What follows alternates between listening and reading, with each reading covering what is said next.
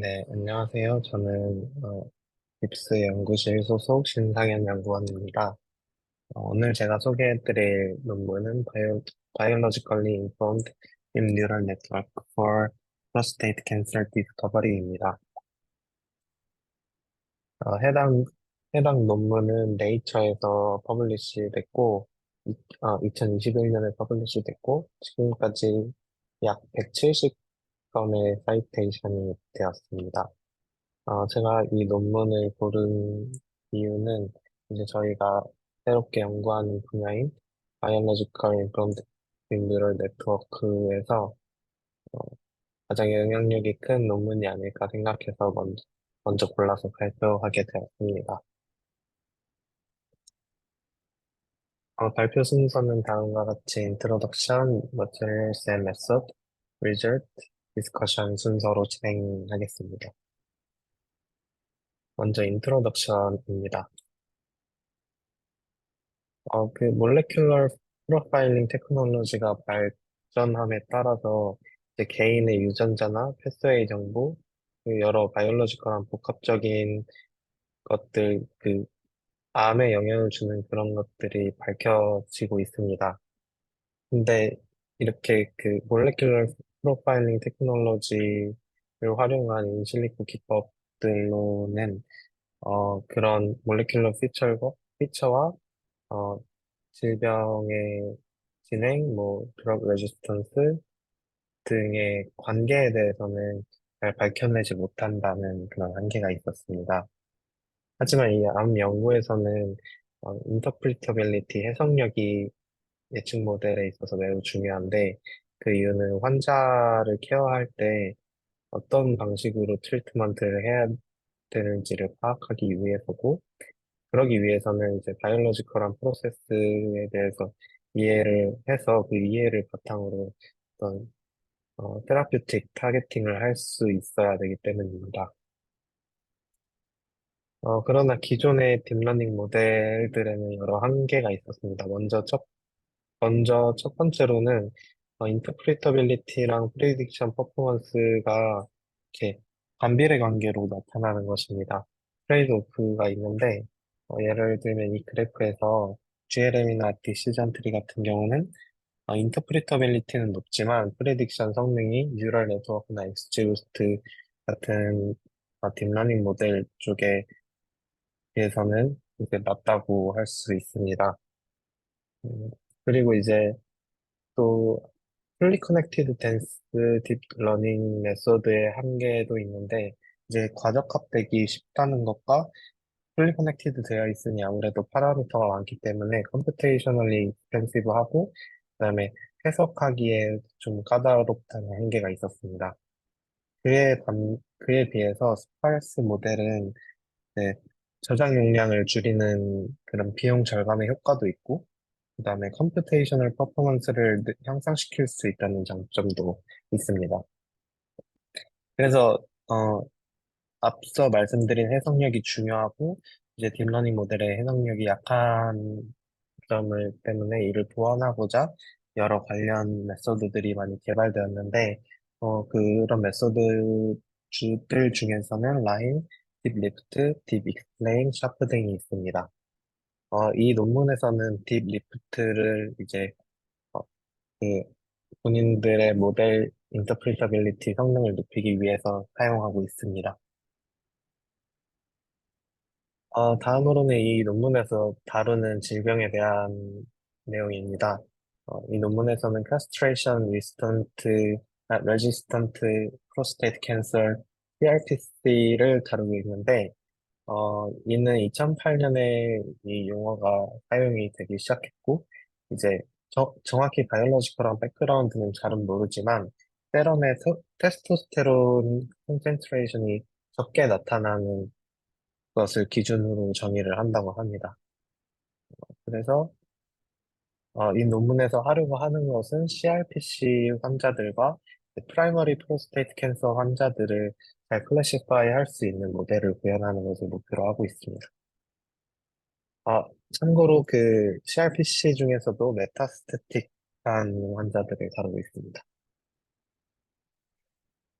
그래서 이 논문에서 제시한 모델 PNet을 먼저 좀 살펴보자면, 이제 앞서 말씀드린 것까지, 것, 딥 러닝 아키텍처 중에 스파스한 모델이고, 그다음에 바이올로지컬한 인포메이션을 인코딩하고 있고, 익스플레이너빌리티 알고리즘을 차용하고 있으며, 이를 통해서 기존에 있었던 메소드들보다 더 나은 성능을 뽑아내고 있습니다.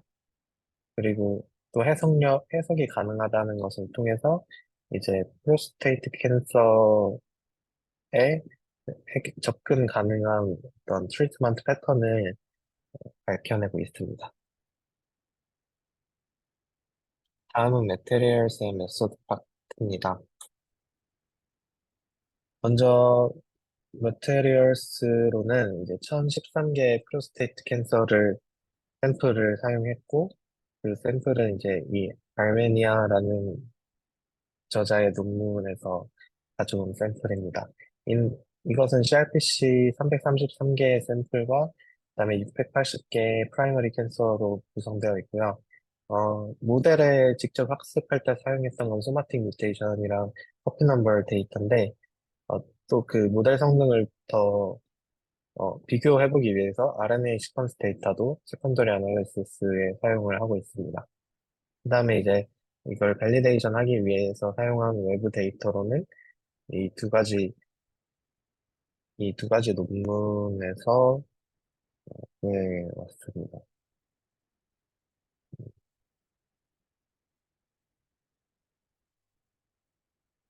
포인터를 좀 켜고 하겠습니다.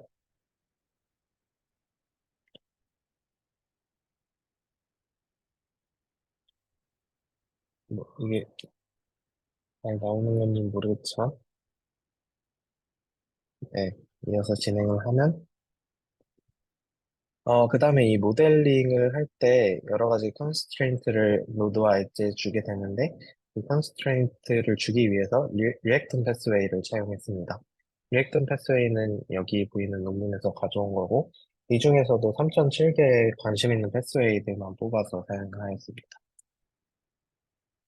그래서 먼저 소마틱 뮤테이션과 CNV 데이터를 어떻게 프로세싱 했냐고 살펴보면은, 뮤테이션 데이터 경우에는 넌시노미너스 뮤테이션에 포커스해서 수집을 했고, 그 앞서 말씀드린 알메니아 이 저자의 데이터셋에서 이제 홀 엑손 데이터셋을 이용해서 뮤테이션을 구했습니다. 어, 이 중에 이제 사일런트나 인트론 그리고 3' UTR, 5' UTR 같은 경우는 제외를 했습니다. 그리고 커피 넘버 어터레이션 같은 경우에는 이제 G스틱 2.0이라는 소프트웨어를 활용해서 구했는데, 이 G스틱 2.0이라는 게 이제 그 커피 넘버 얼터레이션을 뽑아낼 수 있는 그런 툴인 것 같습니다. 그래서 네, 뽑아낼 때 이제 많이 얻어지는 커피 넘버 얼터레이션과 이제 많이 없어지는 CMV 위주로 필터링 했다고 합니다. 다음으로는 그 세컨더리 어널리시스에서 사용했던 RNA 시퀀싱 데이터의 프로세싱인데, 어, 이것도 역시 마찬가지로 알메니아 코호트에서 가져온 홀 트랜스크립톰으로 진행한 것이고, 이 중에는 TCJ 455개 샘플이 있고, SUC, PCF 컨소시아에서 온 4개의 샘플이 있습니다. 그래서 얘네는 이제 컷 어댑트라는 걸로 어댑터를 제거하고, 리드는 스타로 얼라이먼트 하고, 이제 그 스타 얼라이먼트 된 뱀 파일을 RSEM으로 퀀티피케이션 하는 프리프로세싱을 거쳤습니다. 그래서 이제는 피넷의 모델에 대해서 설명드릴 건데요. 피넷의 전체적인 프로세스는 다음과 같습니다. 먼저 첫 번째 인풋 레이어에는 뮤테이션과 커피 넘버를 모델 트레이닝에 사용했고, 그 비교 모델링은 이제 퓨전 트랜스크립트나 메틸레이션, 진 익스프레션 등을 사용해서 활용을 했습니다. 그 다음에 첫 번째 레이어에는 진을 노드로 두었고요. 그 다음 두 번째부터 여섯 번째 레이어까지는 이제 패스웨이를 노드로 두었습니다.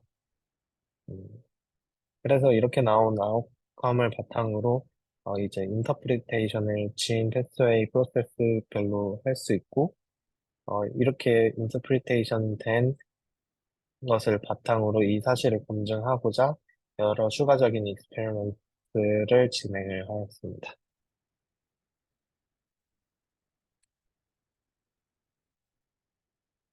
네, 그래서 어, 아키텍처에 대해서 좀 더 자세히 살펴보자면 앞서 말씀드린 것처럼 리액턴 패스웨이 데이터셋으로 빌딩을 했고 그 빌딩을 했다는 것이 이제 엣지의 이제 known relationship을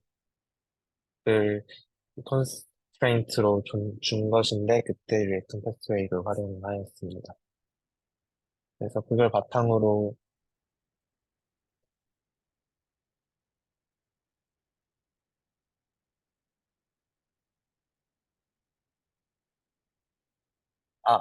죄송합니다. 그 릴레이션십은 제가 코드를 보니까 캐그 패스웨이 이런 것들을 좀 활용한 것 같은데 이 리액턴 패스웨이는 이제 여기 나와 있는 패스웨이들 정보 노드에 활용할 때 이 정보들을 리액턴 패스웨이를 활용했고 음, 네 그렇습니다. 그래서 노드랑 엣지에 그런 컨스트레인트가 존재하고 레이어는 다섯 개는 패스웨이 레이어, 한 개는 진으로 구성된 레이어고 이제 그렇게 만들어진 게 7만 1000개의 웨이트를 갖고 있습니다.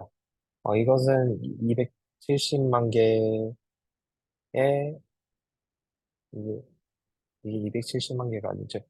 270 밀리언 개의 웨이트를 가지고 있는 그것도 첫 번째 레이어에만 그렇게 가지고 있는 댄스 모델보다 훨씬 적은 숫자고 그렇게 스파스하다고 말할 수 있고 이 그래프는 이제 각 레이어별 노드의 개수를 보여주고 있는데, 첫 번째는 미테이션과 커피 넘버 데이터에서 나온 것처럼 27,000개 정도의 노드를 가지고 있고, 두 번째는 진들, 9,000개의 진들을 나타내고 있고, 나머지, 어, 세 번째에서 이 일, 일곱 번째까지의 레이어는 총 3,000개의 패스웨이들을 노드로 가지고 있습니다.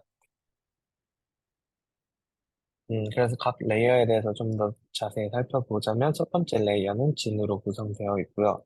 그다음에 각 노드는 이제 세 개의 커넥션을 가지고 있는데 그 세 개가 인풋 레이어인 뮤테이션, 커피 넘버 앰플리피케이션, 커피 넘버 딜리션 이렇게 세 가지에서 각각 하나씩 커넥션을 가지고 있고 어, 두 번째부터 여섯 번째 레이어는 이제 패스웨이 정보를 활용해서 하이어키 스트럭처를 구성을 해서 바이올로지컬 프로세스까지 노드를 구성하고 있습니다. 이게 어떻게 이렇게 구성한 건지 좀 코드도 보고 살펴봤는데, 이제 직접 이렇게 매뉴얼리 큐레이티드 된 거라고 하고, 그, 그 리액션 패스웨이 데이터셋에서 보면 페런트하고 차일드 릴레이션십이 있는데, 그거를 반영해서 구성을 했다고 합니다. 그래서 각각의 노드들은 다음과 같은 방정식으로 아웃풋을 가지고 있습니다. Y는 각 레이어의 아웃풋이고, 각 레이어의 아웃풋이자 각 노드의 아웃풋입니다. 각 노드의 아웃풋입니다. 그 다음에 M은 마스크 매트릭스, W는 웨이트 매트릭스고, 여기에 이제 이 둘을 아다마르 프로덕트라는 것으로 곱하고 있고, 그 다음에 B라는 바이어스 벡터를 더해 줌으로써 더해주고 이거를 이제 액티베이션 펑션에 닌 하이퍼볼릭 탄젠트 펑션으로 인풋을 하면서 이제 넌 리니어리티를 부과하고 있습니다. 아웃컴 레이어 같은 경우는 액티베이션 펑션으로 이 하이퍼볼릭 탄젠트가 아닌 시그모이드 펑션을 활용해서 이제 프리딕션을 할 수 있게끔 구성했습니다.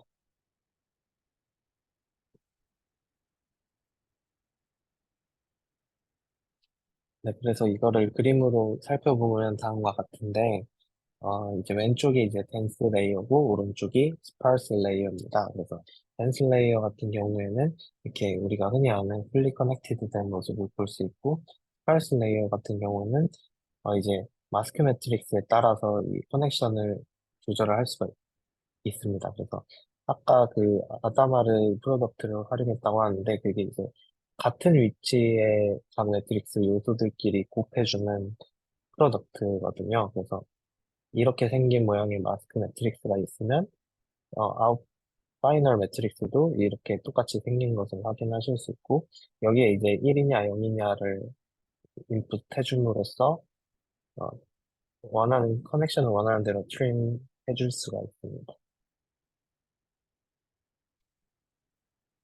그리고 이 부분은 이제 프리딕션에 대한 부분인데, 이렇게 구성된 각 노드들로 구성된 각 레이어의 시그모이드 펑션을 액티베이션 펑션으로 사용을 해서 이 시그모이드 밸류들의 평균을 프리딕션 하는 데 활용하고 있습니다. 시그모이드 같은 경우는 이제 0에서 1까지의 밸류를 반환하고 있는 것으로 알고 있기 때문에 그걸 확률로서 사용을 해서 1에 가까우면 PRPC, 0에 가까우면 프라이머리 이런 식으로 어, 클래시파이를 할 수 있습니다.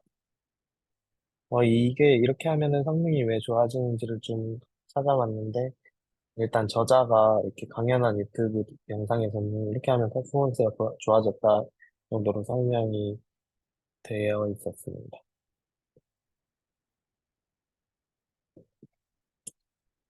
다음은 그 해당 모델의 옵티마이제이션 프로세스인데, 러닝 레이트는 0.001로 작게 주었고, 에폭스는 50으로 보통 주는 것처럼 주었고요. 그 다음에 로스 펑션으로 바이너리 크로스 엔트로피 로스 펑션을 활용해서 이제 러닝을 하고 있습니다.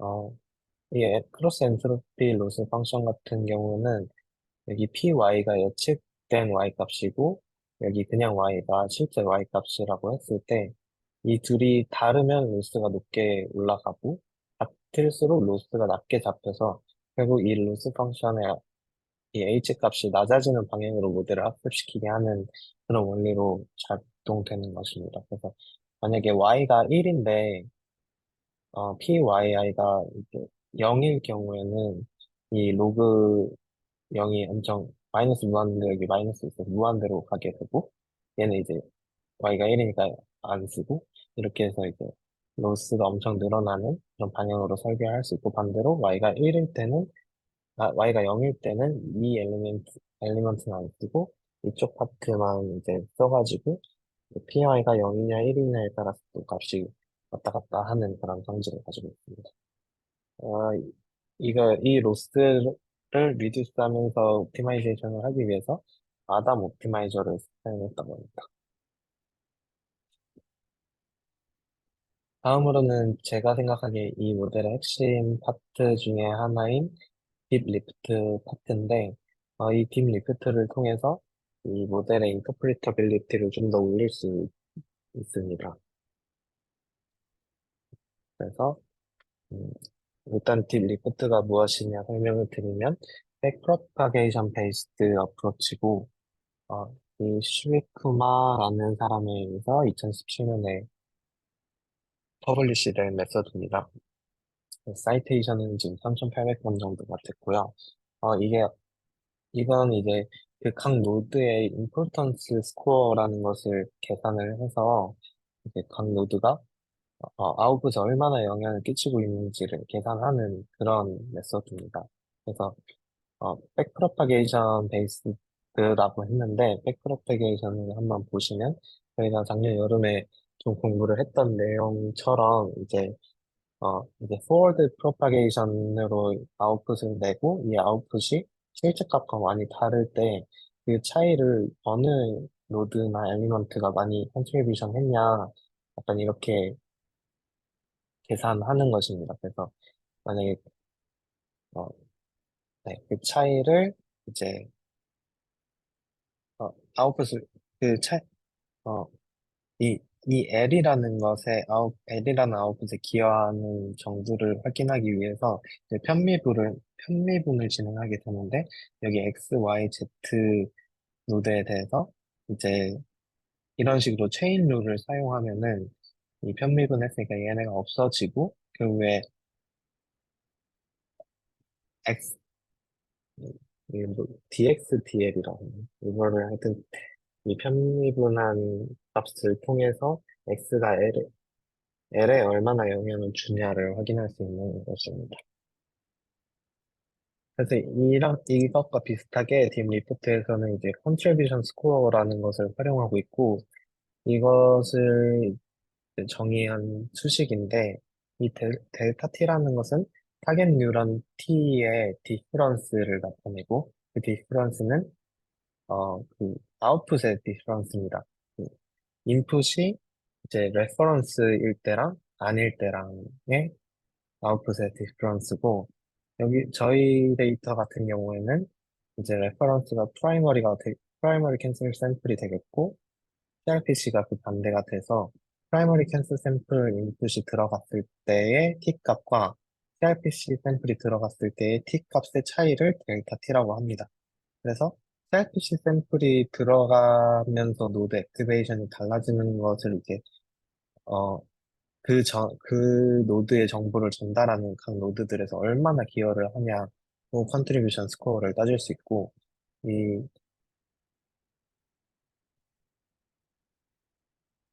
네, 그래서 이게, 각 X1부터 Xn까지의 노드들에서 이제 T에 전달하는 그 인포메이션을 이제 컨트리뷰션 스코어로 나타낸 것입니다. 그래서 결국 이 델타 T, 얘를 서메이션 하면 델타 T가 된다는 원리로 이제 필로소피를 정의하고 있었고요.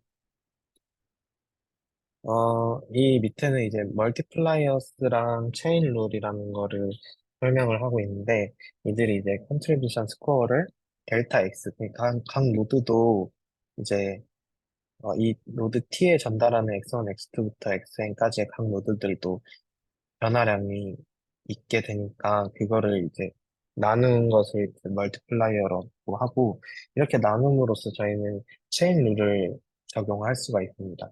그래서 만약에 레이어의 순서가 X 노드 있고 Y 노드 있고 T 노드가 있는 순서라고 했을 때 X부터 T까지의 이 컨트리뷰션 스코어를 이제 X부터 Y, Y부터 T까지의 스코어로 이제 곱하기로 나타낼 수 있어서 이제 백프로파게이션이랑 비슷하게 체인 룰을 적용해서 멀리 있는 노드까지도 T에 기여하는 정도를 파악할 수 있게 됩니다. 그래서 결국에는 전체 딥뉴럴 네트워크에서 각 노드들이 어떤 하나의 노드 혹은 아웃풋에 영향을 아웃컴 노드에 이제 기여하는 정도를 스코어로 나타낼 수 있게 됩니다. 네, 다음은 리절트 파트고요. 이렇게 정의된 모델들로 여러 가지 실험을 진행을 했는데, 첫 번째는 과연 피넷이 이제 기존의 메소드들과 비교해서 좋은 성능을 내느냐, CRPC랑 프라이머리 캔서를 구분하는 데 있어서 좋은 성능을 내냐, 이거를 AUC로 확인한 거고, 총 6개의 더 다른 메소드들과 비교했을 때, 이제 P넷이 가장 높은 성능을 나타냈다는 것을 확인할 수 있습니다. P넷의 AUC 값은 여기 보시는 것처럼 0.88로 높게 나왔습니다. 그 다음으로는 그러면 이제 P넷의 과연 소마틱 뮤테이션과 커피 넘버 데이터셋만 필요하냐를 보기 위해서 퓨전 데이터셋을 활용했습니다. 이 퓨전이라는 것은 이제 제가 좀 찾아보니까 ETS 퓨전이랑 온코진 퓨전 등으로 나타나게 되는데, 이 두 개가 되게 그 프로스테이트 캔서의 중요한 어떤 뮤테이션 같은, 그러니까 퓨전이 결국에 크로마틴 두 개가 퓨전이 되면서 이제 기능이 달라지는 거니까 그런 요소들인데, 이러한 요소들이 있냐 없냐를 바이너리 베리어블로 이제 하나의 베리어블로 나타내서 그거를 포함시킨 것을 이제 퓨전이라는 모델, 이렇게 퓨전이라고 지칭하고, 퓨전 G는 이러한 퓨전에 G이 관여했냐 안 했냐를 바이너리 배리어블로 또 나타낸 거라서, 퓨전 G 이렇게 나타냈고, 그 다음에 이 퓨전 데이터셋을 포함하지 않은 모델도 제시하면서 이 세 개의 모델 퍼포먼스를 비교를 하였는데, 뭐, 근소한 차이는 있는 것 같긴 한데, 뭐, 이 논문에서는 이 정도는 영향이 없다고 판단을 했습니다.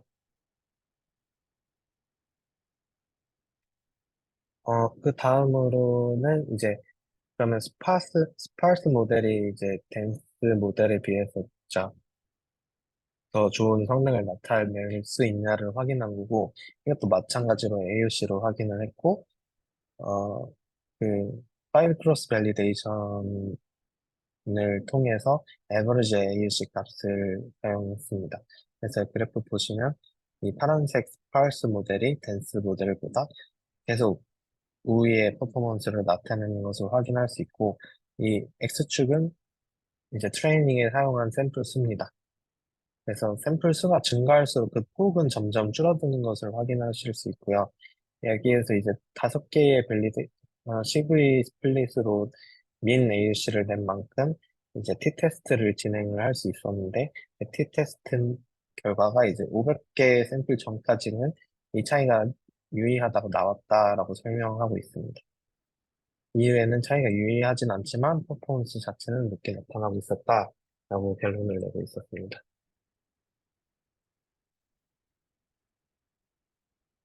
네, 다음으로는 이제 그러면 이제 이 피넷이 외부의 데이터셋에도 통하냐라는 걸 때문에 익스터널 데이터셋으로 한번 비교를 해봤는데 이 로컬라이즈드가 약간 프라이머리 프로스테이트 캔서고 메타스태틱이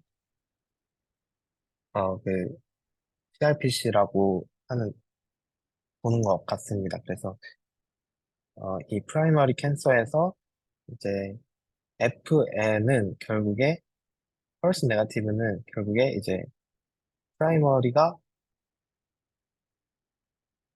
프라이머리인데 실제로는 프라이머리인데 아니라고 한 거잖아요. 이 모델이 판단하기에 CRPC라고 판단한 거니까 이게 이렇게 잘못된 거고 이제 73% 정도는 맞았고 또 반면에 CRPC에서 80%는 트루 포지티브라고 맞췄고 false positive가 20%가 있었는데 그 다음으로 진행한 실험 스텝이 그럼 이 27%, 약 27%의 false negative는 과연 어떤 애들일까를 파악을 해봤습니다. 그래서 얘네가 이제 결국에는 피네 스코어가 높은 그룹이니까 이 피네 스코어가 높은 그룹과 아닌 그룹 간의 서바이벌 레이스를 그 케플란 마이어 플랫이랑 그다음에 로그랭크 테스트를 진행해서 비교를 했고 그 결과 이 차이가 유의하다라고 확인을 할 수 있었습니다. 그래서 여기에서는 결국에 어, 익스터널 데이터셋에서도 꽤나 좋은 성능을 보여준과 동시에 이제 피넷이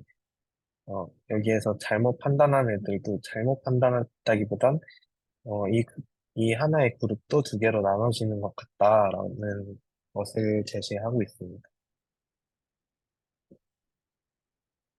다음으로는 이제 피넷의 전체적인 인터프리테이션을 나타내기 위해서 이 플랫을 그리게 됐는데,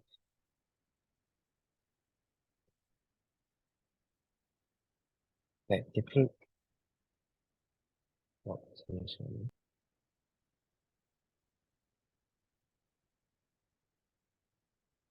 네, 이 플랫을 그리게 됐고, 이 플랫의 이 다크니스 정도가 임포턴스 스코어를 나타내서 위로 갈수록 이제 이 레이어에서 이 노드들이 임포턴스 스코어가 높다라는 것을 표현하고 있고 이 플랫 자체는 이 레이어의 이 노드에서 다음 노드에 얼마만큼 기여를 하냐를 나타낸 것입니다. 그래서 결국에 해석을 할 때, 인풋 중에서는 커피 넘버 앰플리피케이션이 제일 임포턴스가 높았던 인풋이고, 그 다음에 H1의 진들 중에서는 AR이 제일 임포턴스가 높았다.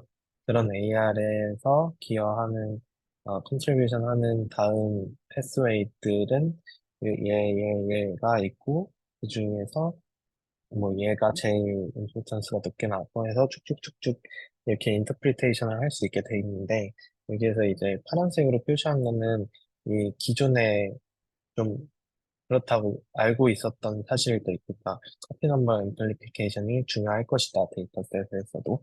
그다음에 젠들 중에서도 ARTP53 얘네가 중요할 것이다.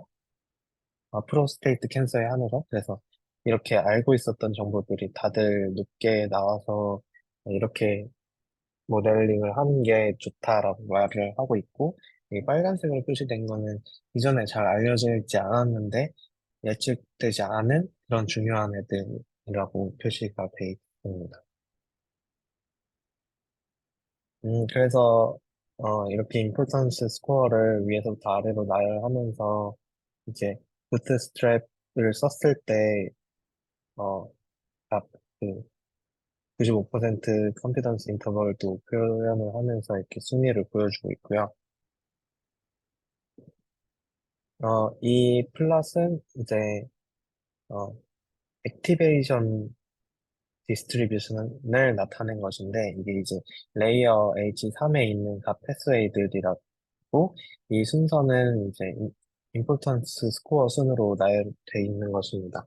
그래서 제일 임포턴스가 높은 애가 이런 액티베이션 디스트리뷰션을 갖고 있다, 이렇게 설명하는 플랫이고, 액티베이션이라는 것은 이 각 노드의 아웃컴을 말합니다. 그래서 이 아웃컴들을 인풋에 따라서 이 주황색이 CRPC고 파란색이 이제 어, 그냥 프라이머리 캔서고, 그래서 각 그렇게 인풋을 했을 때 아웃컴들을 이제 커널 덴시티 에스티메이션으로 이렇게 쭉 디스트리뷰션을 그려본 것입니다. 그래서 보시면 임포턴스 스코어가 높을수록 이렇게 그 두 인풋 간의 차이가 크다는 것을 확인할 수 있고, 내려갈수록 차이가 크게 없다는 것을 확인할 수 있어서 임포턴스가 높은 애들일수록 그 두 그룹 간 클래시파이어에 기여하는 정도도 크다는 게 이 액티베이션 값 밸류를 바탕으로 어, 보여줄 수 있는 그런 피규어였습니다. 이 피규어는 이제 앞서 말씀드렸던 잘 알려져 있지 않은 이제 개인이나 그런 패스웨이들이었는데, 요번에 모델이 잡아낸 그런 짐들을 분석한 결과이고,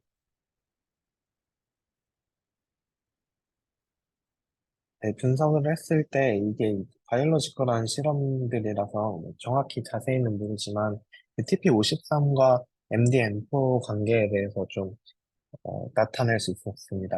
원래도 이제 MD-M4는 TP53을 이니비션하는 애라고 많이 알려져 있다고 하는데, 이제 그게 이제 프로스테이트 캔서에 기여하는 정도를 좀 더 실험으로 밝혀낸 것이고요. 그래서 결론적으로 말씀드리자면, TP53 와일드 타입은 이제 투머를 억제하는 기능이 어느 정도 있지만, TP53 와일드 타입 중에서도 프로스테이트 캔서가 있었을 때 그 MDM4를 이니빗 해주면은 이 MDM4가 결국 TP53을 바인딩을 못하기 때문에 TP53의 활성 정도가 더 높게 나타날 수 있고, 그래서 이제 캔서의 프로리퍼레이션이 낮아진다라는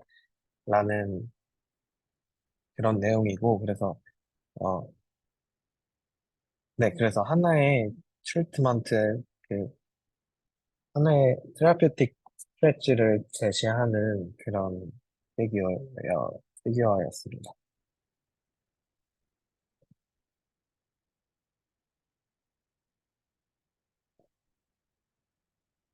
그래서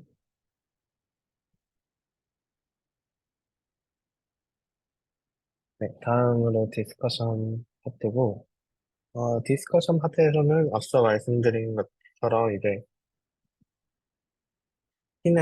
피넷은 바이올로지컬 인폼드 되어 있고, 파라미터 수를 줄임으로써 인터프리터빌리티를 높였고, 이제 스파스 아키텍처가 덴스 아키텍처를 포함해서 여러 기존 메소드들보다 높은 성능을 구했다.